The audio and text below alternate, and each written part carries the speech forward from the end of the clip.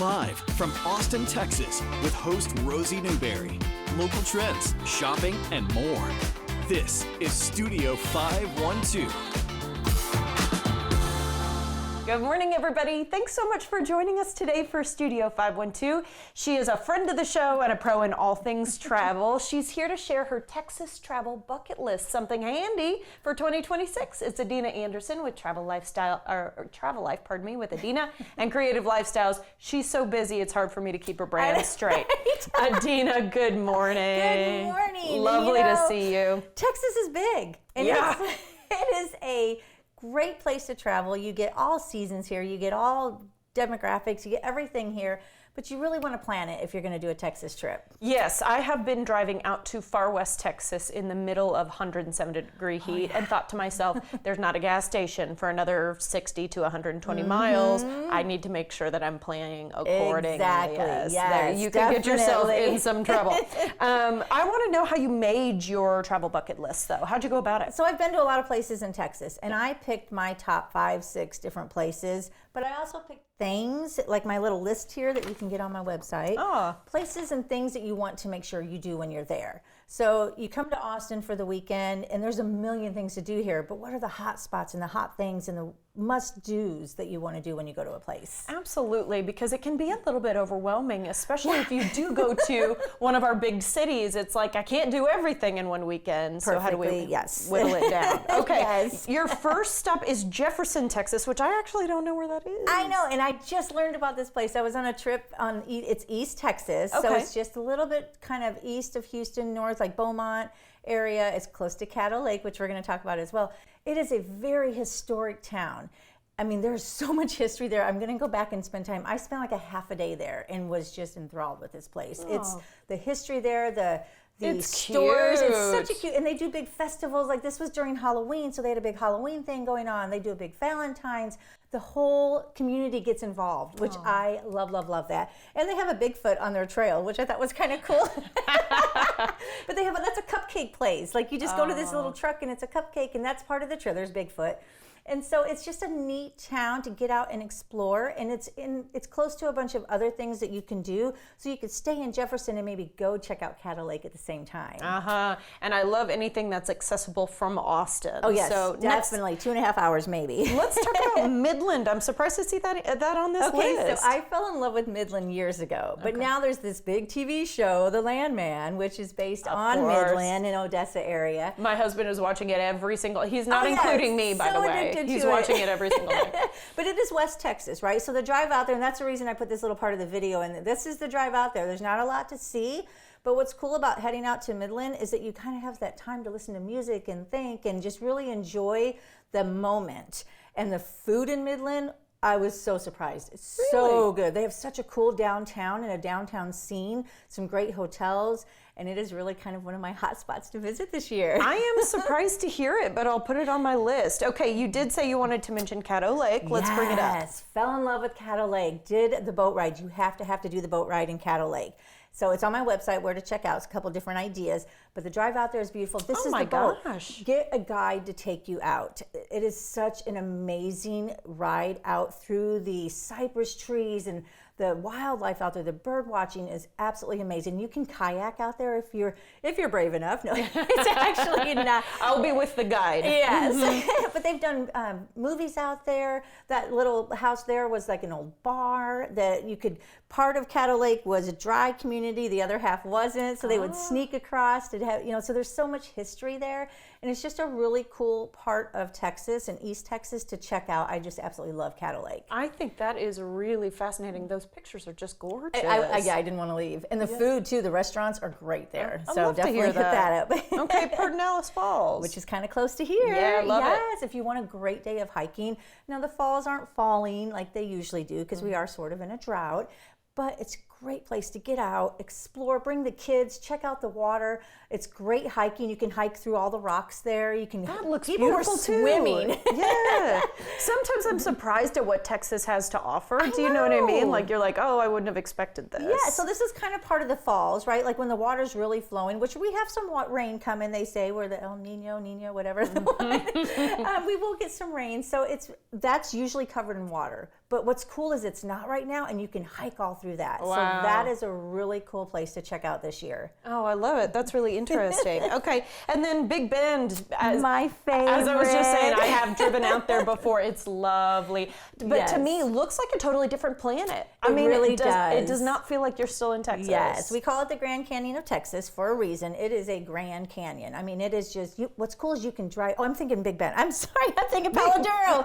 Yes, Big Bend. Yes, sorry, West Texas. Got the brain going on something else. One of our only 2 national parks is Big Bend. yeah. So that's what's cool. I stayed at the 10 Cup Ranch, which was right on the edge of Big Bend. Caught That's the a lovely spot. sunrise. It's a really neat, it was like, I don't know, under $200 a night. That's not bad. You're in the heart of everything. And the food there, oh my gosh, Terlingua, you got some great food going on. I had just pure tacos out in Right? Terlingua, and they were so good. Yes. You know? But we caught the sunrise. There's nothing better than a West Texas sunrise, I say, or a sunset in West Texas. And we caught the moon and the stars. I will say, if you're going to go into Big Bend, have snacks, have water, especially if you're going to hike. You know, grab your water bottles, have extra water in your car. There is a little store up there, which you can get some munchies and stuff, but always be prepared when you're going into a desert type area, no matter what time of year, because you'll get snow, you'll get hot, you'll get cold. You just don't know up there. That's a really good suggestion. And I remember seeing, is it possible that I saw bear signs? Yeah, we have black bear. Yeah. And there are a few mountain lion sightings up in that area, so you definitely want to be prepared. I always say, if you're going anywhere that there's any kind of possibility of bear, take bear spray. I hike a lot in Glacier and Yellowstone, but in West Texas we have them too. You've got such a cool life. Okay, I do want to talk about sharing a fun way to keep track of travels, kind of with a little checkoff list. Yeah, so I created my Texas bucket list, but another thing you can do is just get a notepad. You know, if you don't have this, or maybe there's some other things, my biggest tip is go prepared. Do a little research of where you're going, pick out a few things, but always ask a local when you get there, because you might want to change up a restaurant, what's popular. Breakfast, I always ask a local. Lunch, I see where everybody goes. And dinner, I always make a reservation if necessary, because you don't know. You may show up and can't get in there because they needed that. So Post-COVID, I feel like reservations are key. yes, they are. And then here we are, we're standing in January, but I know you've got a busy year ahead already. I do. Any fun plans you want to mention I'm for us? training right now. I'm going to do the Mighty 5 in February, which we're going to talk about when I get back from it. I've got some Yellowstone trips. I got some Dakota trips. I got a big Texas trip coming up in April. So yeah, I've got my whole year planned out almost. And it's all over the map. Boy, all over the place. yeah. I'm all over the country this year, because it's the 250th anniversary. That's right. Of America. Of America. Yeah. A great year to honor our country. That's so right. cool. Adina, lovely as always. Thank you so much. you. All right. For more information, visit travellifewithadina.com. That's where I'm guessing you can find that really cool Texas activities list, or follow her on social media at Adina Anderson.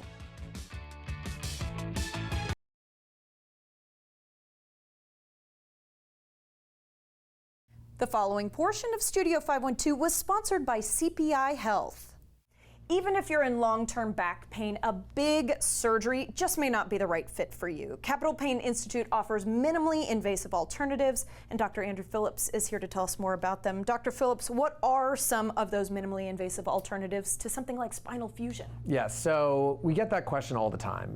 Patients are coming in and they're like, I just do not want surgery. And we'll be the first to tell you if there's something that we see that's like, maybe we should have a discussion about this. However, most patients have a lot of options at their disposal. So, for example, maybe they've done some other injections before, maybe they haven't, and we can always go down that route. But beyond that, we have a ton of other interventional or other minimally invasive procedures to offer. And you've touched on it a little, doctor, but will you give us some of the benefits of these minimally invasive procedures? Yeah, absolutely. I mean, I think one of the coolest things that I love coming to work every single day is I have these very easy options that patients have never heard of that literally take maybe 10, 15, maybe maximum 30 minutes to do. And again, like I said before, walking out that day.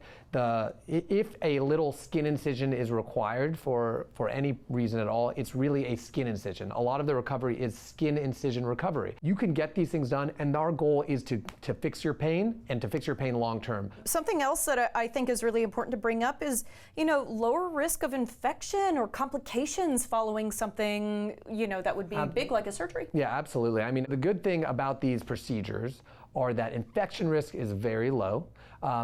because they are so minimally invasive, pain is much less after the procedures as well. And like I might have mentioned earlier, a lot of these things, you see some big changes very, very quickly. And also the alteration of some of your movements and ability to walk better and move better afterwards will just fix things long term. Who would be a good candidate for some of these alternatives? So the patients we're looking for are patients with chronic lower back pain, chronic neck pain, other chronic joint pains as well.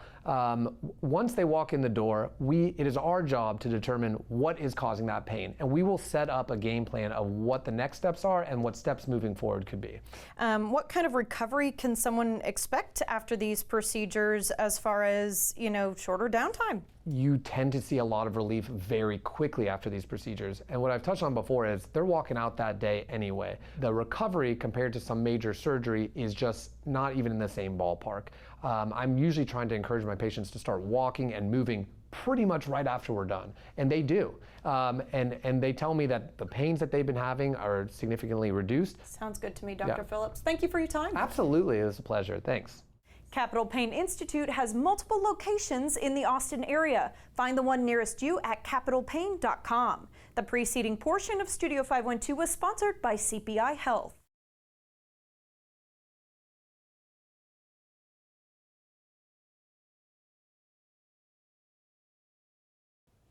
Welcome back. Winter, of course, brings that drier air. It can really reduce moisture on our faces, even make you feel a little bit scaly. So our friend Gentry Quinn is here with tips to protect our skin barrier. I'm interested to know why we're talking skin barrier first. So good morning, Gentry. Good morning. This is a good one because the barrier is something that, in very simple terms, it keeps the good stuff in and it keeps the bad stuff out. So when we do those common things, we've all done them before, use too many actives, maybe over exfoliate, maybe cleanse too much, things like that, we can sort of start to strip that barrier, and then it leaves us with compromised skin. So today I really want to go over this really easy 3-step beauty routine that anyone can do if they have dry skin, red skin, irritated, all those things that winter tends to bring. We're going to fix that today. Okay, Yes. I love to hear that. Yes. Let's get started. Okay, cool. So the very first thing I want to talk about is cleanser. Okay, so if you have dry, sensitive, mature skin, you might want to lean on a cleanser that is a little bit more gentle, but whatever the case you choose to use at night that's working for you, that's not too stripping. In the morning, a good beauty tip is to just rinse your skin with warm water because the skin doesn't like extremities. And if you're not waking up with super oily skin, right, or super dirty skin, which we're usually not, and your products from the night before have already had a chance to do their magic, then you're just waking up, you've got the natural oils on your face, rinse with warm water, and you're good to go. Don't strip your skin further. Yes. Of use the moisture that your skin has given you. Exactly. Okay. All right. Perfectly said. Okay. So the second tip is going to be right when you get out of the shower or the bath, you have this 60-second window, right? Right where that water starts to evaporate. So if you can, leave your hydrating serum close by, apply that first, and it'll help bring the moisture up to the cells of the skin. So I like to use a hyaluronic-based serum. I know there's lots of fun trends out there, but for me, I consider myself sort of like an anti-beauty trend setter. You know what I mean? I got like the tried and true classic hyaluronic acid, things like aloe, glycerin, those are great humectants. Look for those on the back of your serum and apply that first. Okay, 60 seconds when you get out of the shower. So basically the first thing you do. If you can. I always say you can't lock in moisture you don't have. So just think of it that way. Good point. When I learned that your face should be wet in order to put hyaluronic acid on, it changed the game for me because I was like, I don't understand why everybody thinks this is a holy grail product. Once you have wet skin and you use hyaluronic acid, then you see the difference. Exactly. Yeah. Okay. And don't put too much pressure on yourself. Like if you're doing it at a different time, like if your beauty routine is broken up for some reason, maybe apply a little mist. Or just dampen your face first and then apply it. I have that, the little mist in the bottle. I do too. There you go. And then problem solved. I love there it. you go. Okay, and third step? Third step is locking it in with something that's more occlusive. So for you, it can be your favorite facial lotion, your favorite facial butter, maybe a facial oil. If you apply a facial lotion, butter, and oil, just apply your oil last, because whatever you apply on top of those humectants, it's going to seal it in and help prevent water loss. And that's what we want if we have compromised, dry, sensitive skin, those things that the winter tends to bring on. Well, I was going to say, definitely use moisturizers, but then especially like I get so much dryness right around my nose, I use something like Aquaphor to kind of seal it all in. Yes, we're going to get to that in just a second with a beauty hack, because you are smart. You are smart. I'm following your you advice are smart. is what I'm doing. So let's talk about some beauty hacks. That is the great. So I'll start with that one because I usually say it last because I feel like it's a very underrated beauty tip, the one that you just talked about. Putting something around the nose, particularly when we start to see that drier weather, we start and to you're blowing your nose, you know, you've got all sorts, allergies. It's certainly allergy season. The heaters are running, that dries everything out. So putting a little something around your nose or wherever those spots are for you that you mentioned can really help lock in the moisture and prevent that dry, flaky skin. So I love that you brought that up. So another tip, it's just so easy, but I feel like if it's not easy, we tend to not do it. Do you feel like that? Oh, 100%. So leaving something like a hand cream and a lip balm by your bed, that's what I do, and applying that, the hands and the lips tend to lose moisture first. So that's why it's so important. Just do it before bed, and I promise you'll I use the O'Keeffe's working hands because I dry out crazy fast. Yes. So I'm to the point where I perfect. thought, like, should I put gloves on it? I mean, you can. You could do that with like something Vaseline and socks at night if you want to soften up your feet. You know what I mean? So you could totally do that. Okay, If that's you good to really know. want to go the extra measure, Rosie, I mean, I've got such sensitive skin, it just can. dries out so quick. I understand. And your third hack? So retinol, most people use it. If you do use it, you don't have to stop using it during the winter if your skin gets dry, but here's a couple ways to modify the use of it. One little beauty tip is to look for retinol that's OL on the end. There's lots of different types of vitamin A's, right? There's the retinols, there's prescription tretinoin. So the OL, that will tend to be a little bit more gentle on the skin, okay? I didn't know that. So you can also use a moisturizing formula. So I just have this as an example here because it's very moisturizing, so it's already mixed in with the retinol, right? Or you can use your prescription and you can sandwich it in between a moisturizer. Anytime you put on a little moisturizer and then any type of retinol, it's going to slow down the absorption rate and it's going to make it a little bit easier. Also, if you wait until your skin is totally dry, whenever you put on a retinol, we're doing the opposite thing with the retinol, right? Yes, because if it's wetter, right, it speeds the reaction up and then you can have bigger reactions. Yes, it might have it absorb a little too quickly and it might be irritating. So you want to make sure your skin is totally dry before you apply your retinol. And again, if you apply a little bit of cream beforehand, it'll slow down the absorption. Or you can use it every other day. That's another hack with your retinol. So there are ways that you can continue to use it during the winter time. Okay. And just pay attention if your skin to how your skin feels. Right. If things are shifting, make a shift as well. Yes, And exactly. then we've got 10 seconds, but I know you want to say it. SPF, should we wear it every day of the year? You should, yes. It's always the last step in your skincare routine. Okay, As a good to bonus know. tip. Oh, always helpful to have got you, Gentry. this. Thank you so Thank much. you so much. Watch Gentry's daily over 40 beauty tips on TikTok and Facebook at Gentry Quinn, and take a deeper dive on skin protection and other beauty topics on her website. I love her to death, gentryquinn.com.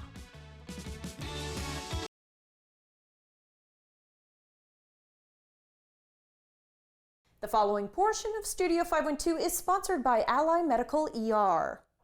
Surviving allergy season in Central Texas, what's normal and when to get checked with Dr. Jessica Best of Ally Medical ER. We always trust her expertise. And Central Texas is, so many say, the allergy capital of the country, Dr. Best. What makes allergy season here so intense? Oh, well, I have to say it must be all these cedar trees we have. In addition to that, we have lots of grasses, lots of molds. You're going to hear people complaining about this, honestly, year-round, unfortunately. That's me. I take an allergy pill every day just for that. Yeah, just for dealing with that. For viewers at home, what symptoms are considered maybe normal seasonal reactions? Oh, sure. So you may have, the stuffy nose, some mild congestion, clear discharge. Some people may get that scratchy throat, every now and then we'll see people with very maybe mild rash with what's going on. But that is kind of under the category of normal, That's right. mild, might resolve itself, whereas there is the possibility that the allergies may cross the line into something more serious. That's right. So when do we seek medical attention? All right, so if that congestion is turning green, yellow, maybe if you're developing fever, if that sore throat is getting, let's say, really bad, maybe you're noticing a lot of redness, maybe some white spots in the back of your throat, definitely going to want to go ahead and come in. Or if maybe you had a mild dry cough before, but now it's that productive cough, we're going to want to make sure it's something not serious. How can people tell the difference between severe allergies and an actual infection? All right, so kind of going back to those things. So if you notice that maybe this mild dry cough is turning into that wet, nasty, productive sputum coming up, you want to get seen. If you're starting to get fevers, definitely get seen.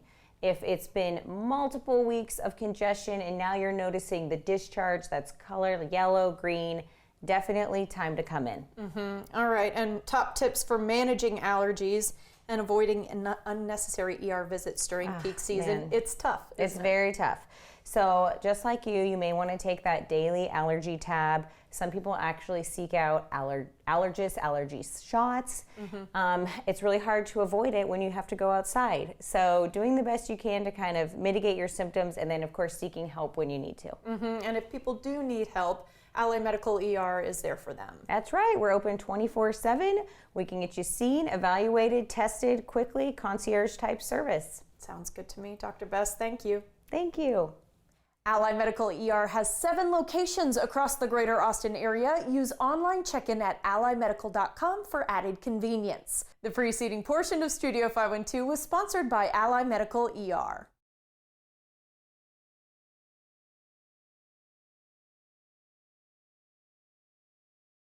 Bringing awareness to music, connection, and mental health. That's the goal of Hi, How Are You Day. And joining us now with all the need-to-know details is opening artist for the Hi, How Are You Day concert, Lamont Landers. Hi, Lamont, how are you? Hey, I'm good. How you doing? I'm good. Okay, so if someone's watching this and has no idea what Hi, How Are You Day is, can you just give them a little rundown on what to expect? Essentially, it's a foundation based around the work of Mr. Daniel Johnston, and it's about mental health and mental health awareness. This whole foundation is just making sure people are taking the steps to keep their mind right, in a very chaotic world. And so the concert and everything around the organization is all going towards mental health awareness. Why do you feel like maybe this messaging kind of matters now and resonates now with people? Oh man, have you seen the world? Right. It's a crazy place, and it's difficult enough to navigate, just even without the chaotic stuff going on, but even more so with the climate of everything that's occurring. People tend to withdraw and go inside themselves and maybe not talk about stuff as much as they should. And so it's very key to be aware of these things and talk about your problems. If you have mental health issues and you want to talk to somebody, talk to family, talk to a professional. It's just to keep the dialogue going and make sure people are aware that you have to talk about these things and it's okay. Yeah, and to amplify some of these issues, there are a few wonderful concerts and community events taking place in conjunction with Hi, How Are You Day. So kind of tell people what they're in for.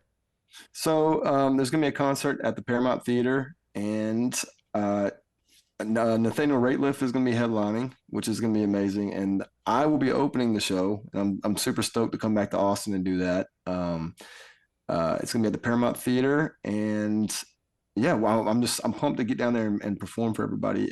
There's a few tickets left for the Paramount show. It's close to sold out. So everybody, if you're looking to come out to the show, get your tickets while they're there, because we're very close to selling out. And then afterwards, I'll be doing the official after party at the Continental Club. All right, I love that. Lots of exciting things to look forward to. We look forward to having you here in Austin. Now, Lamont, tell me a bit just about your own personal journey with music and mental health.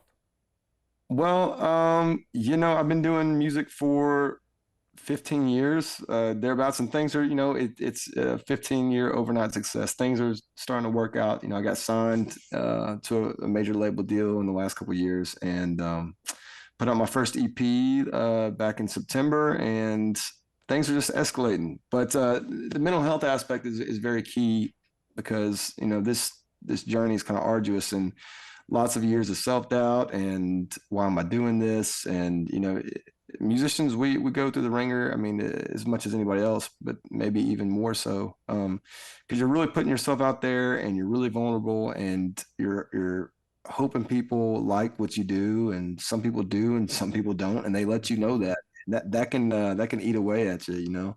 So keeping a strong mental regimen is key to keeping yourself afloat in this industry. Yeah, I think that's important for all of us. And I can tell how much this event means to you. So why do you think it was important for you to be a part of it and kind of help with the cause? Well, I just think that, like I said, musicians, it's tough. It's tough for everybody. I don't want to make it a musician thing. That's just how I can relate to it. Being alive is tough, and keeping your wits about you and not going just plumb mad with all the stuff that's going on it's tough. It's really tough. So anything that I can ever do to assist and help somebody else out, because I've suffered through my own mental issues and struggles with it, and so anything I could ever do to help somebody, I'm willing to jump at it. And playing guitar and singing is easy, so if that's my little contribution to helping people out, then I'll do it any chance I get. Yeah, I think that's super important. Now, who would you say this event is for, and who's welcome to be a part of it?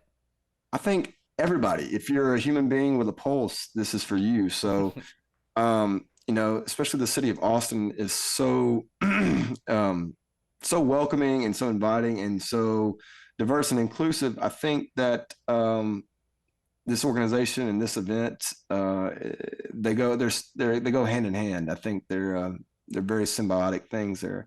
So anybody, if you know somebody that has mental health issues, if you have mental health issues yourself, or if you just want to be a part of something great, come on down. How Are You Day on January 22nd.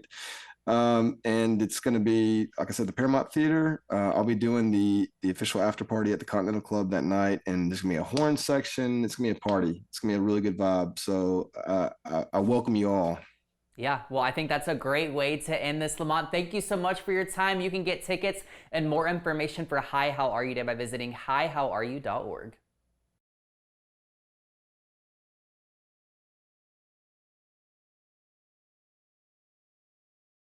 Hulu's 1,000 Blows is back for an action-packed second season, and joining me now is the actor Malachi Kirby, who plays Hezekiah Moscow.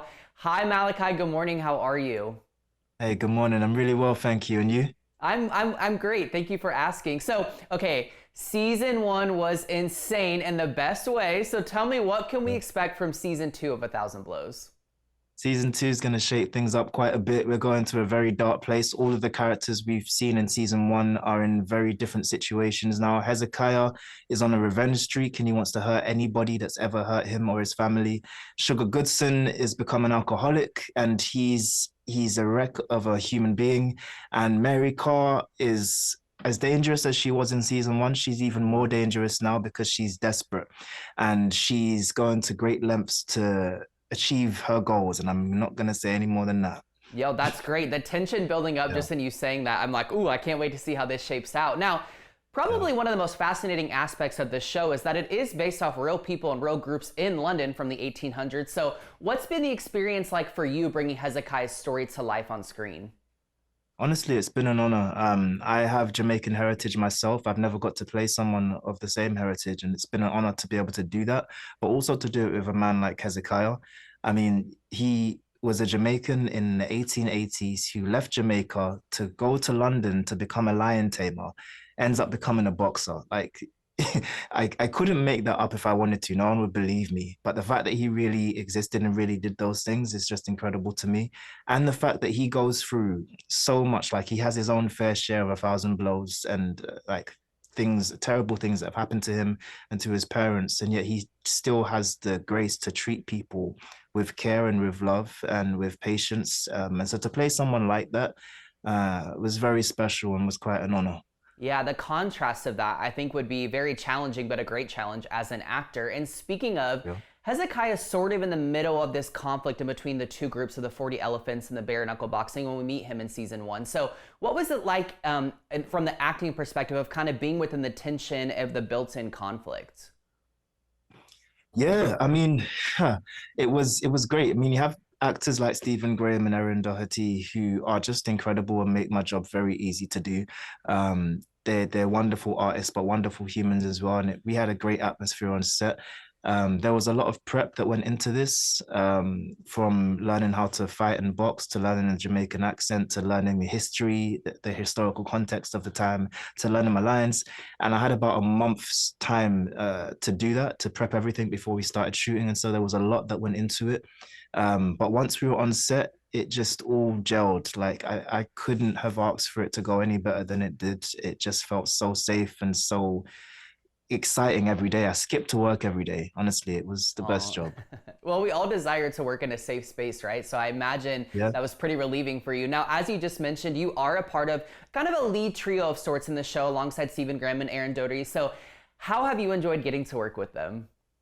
Honestly, man, Stephen Graham is like one of the most generous human beings I've ever met.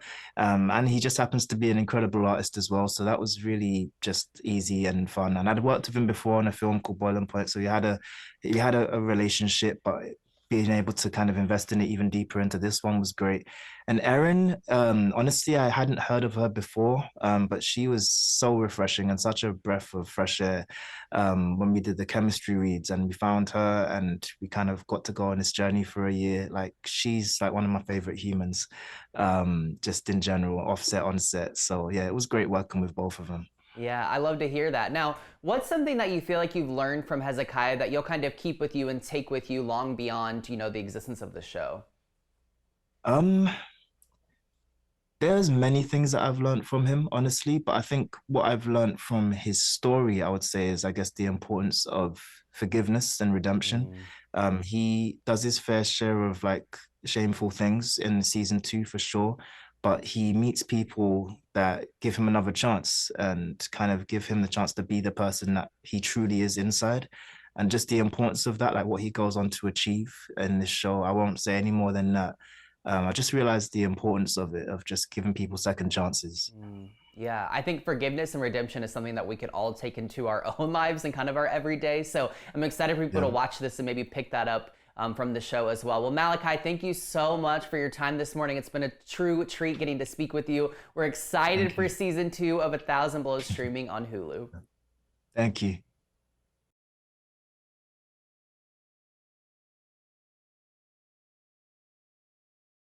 The following portion of Studio 512 is sponsored by Austin Telco Federal Credit Union.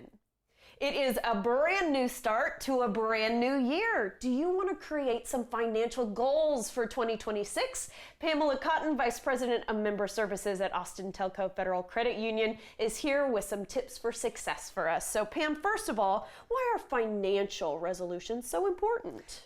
That's a great question, Rosie, because financial resolutions or goals, whichever you refer to, is so important. You're going to start talking about long-term wealth, how you're going to build your wealth over time. And then you want to track your progress. So manage what you're doing in saving your money as well. And then when you're saving money, you're going to improve your financial situation because you're looking at things that you want to do, like paying off debt, things like that. So it's going to put you in a great financial situation. And then when you're in that great situation, not worried about things, you're going to reduce that financial stress as well. And I know that some financial stress might have gone up around the holidays. Maybe we shopped a little bit too much. So of course we want a fresh start on the year and giving it our best. So what are some of the most common financial resolutions that you tend to hear?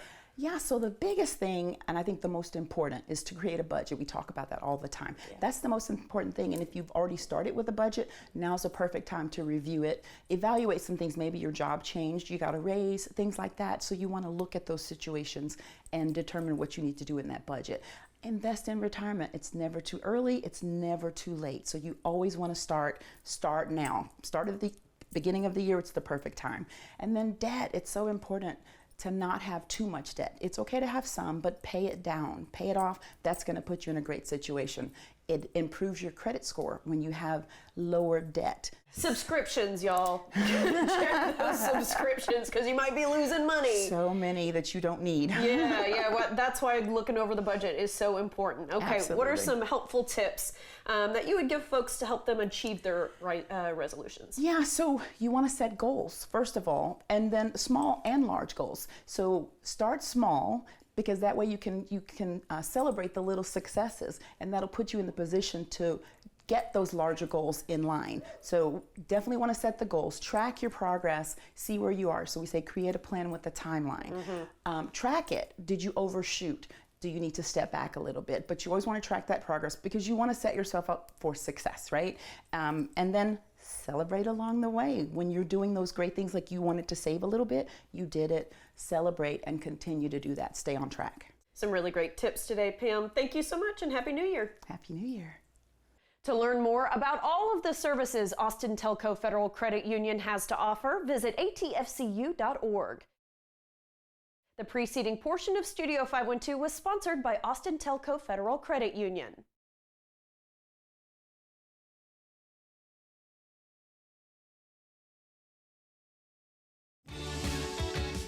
We have a lot of fun here on Studio 512. If you missed any of our great segments, be sure to check out our website where we like to post the fun things we do. Our feed covers content like arts and entertainment, food and drink, fashion and beauty, home and garden, stuff for kids and pets, as well as information from area experts. In addition, you can check out web-exclusive content that you can only find on Studio512TV.com. We also love to post behind-the-scenes funny moments, outfit inspirations, and more on social media. Find us by searching for Studio 512 on your favorite platform. You don't want to miss a single post. Be sure to follow us, check out our website, and watch us every weekday at 11 a.m. right here on CW Austin.